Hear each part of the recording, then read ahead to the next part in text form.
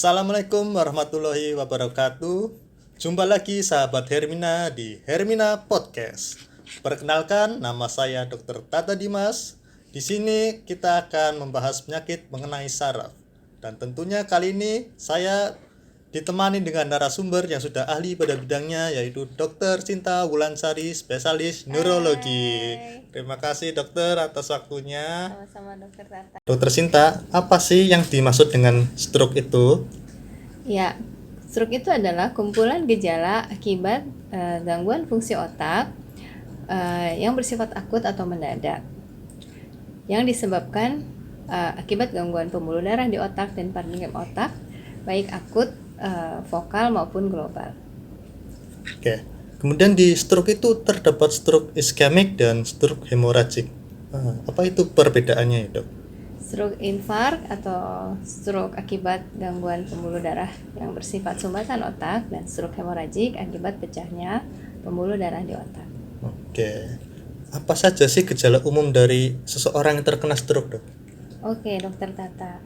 Kalau kita pengen tahu ya apa sih gejala-gejala stroke, jadi gejala umumnya itu sebenarnya tergantung dari lokasi mana di otak yang mengalami kelainan atau disfungsi.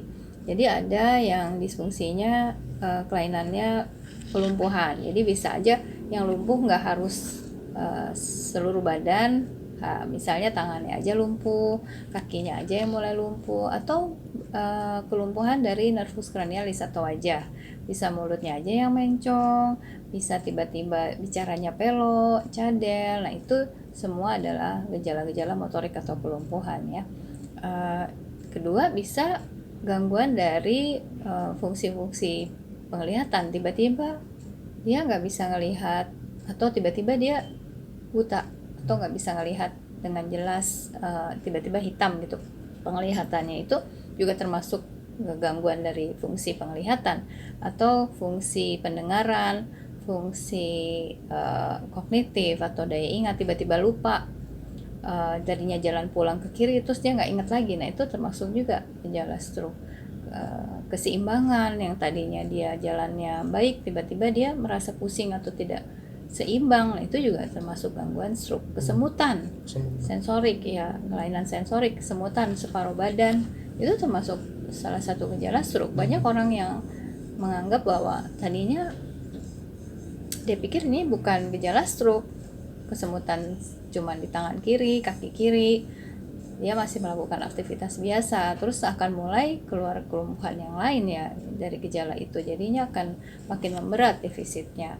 Jadi gejala secara umum sih tergantung dari lokasi mana yang terkena.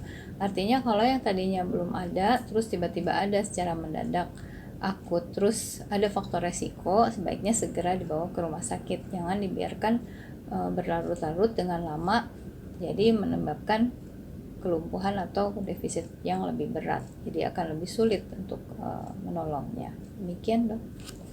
Baik, Dokter Sinta, apa saja faktor risiko yang dapat menyebabkan seorang itu terkena stroke? Baik, Dokter Tata.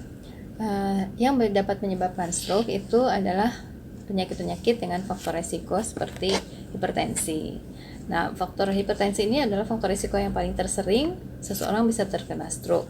50% dari pasien hipertensi itu 50% akan terserang stroke iskemik, dan 60% lagi bisa terkena stroke hemoragik.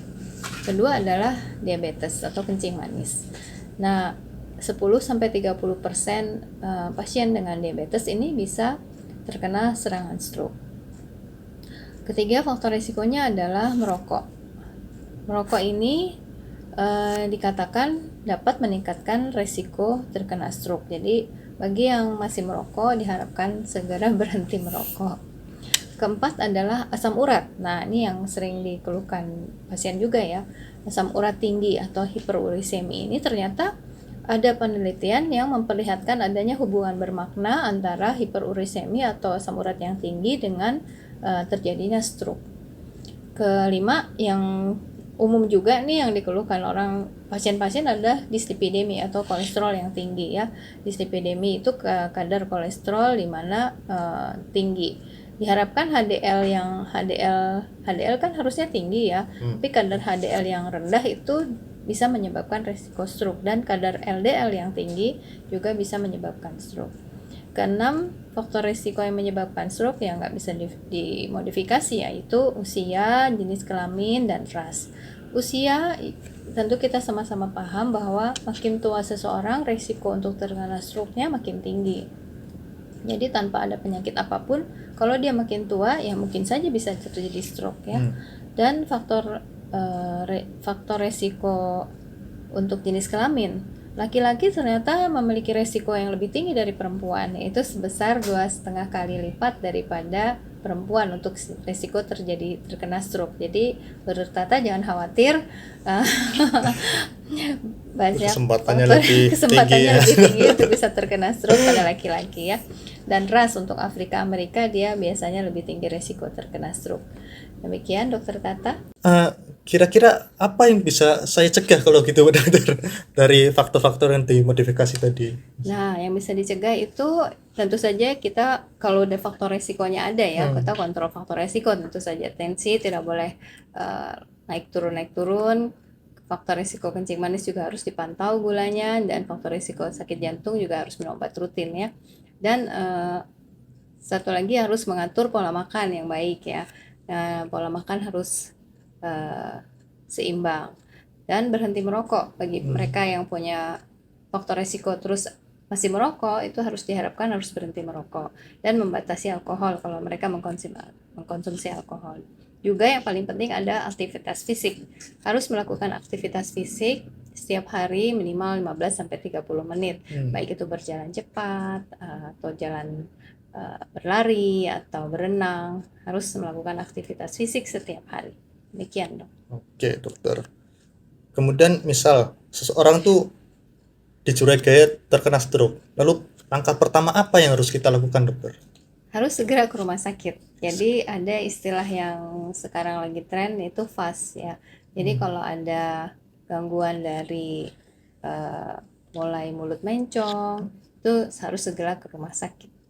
Harus segera ke rumah sakit. Iya. Kemudian setelah terkena stroke misalkan, kemudian apakah ada peran rehabilitasi untuk agar stroke itu dapat kembali ke fungsi semulanya seseorang itu? Iya, secara teori sih makin cepat dibawa ke rumah sakit, tingkat kecacatannya makin rendah, artinya bisa lekas ditolong. Jadi setelah bisa ditolong ya kita akan mulai untuk rehabilitasi untuk mengembalikan fungsinya lebih maksimal. Diharapkan kalau segera ke rumah sakit, daerah yang tadinya belum mati atau penumburannya itu belum bisa jadi mati, jadi bisa dibangkitkan untuk bisa lebih baik. Gitu.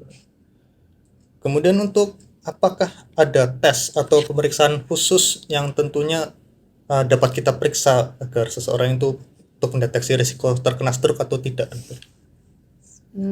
Untuk mendeteksi dia akan terkena stroke, sebenarnya sih kalau dia ada faktor resiko, harusnya dia bisa kontrol faktor resikonya ya. Kalau darah tinggi ya harus terpantau tensinya, kalau dia jantung harus terpantau dislipideminya, harus kalau kencing manis ya terpantau gulanya. Jadi yang harus dipantau ya fungsi laboratorium yang kalau punya faktor resiko ya. Kalau nggak ada faktor resiko, yang kita harus waspadai yaitu dislipidemi, kolesterol, dan hiperurasemi, asam urat yang harus dipantau.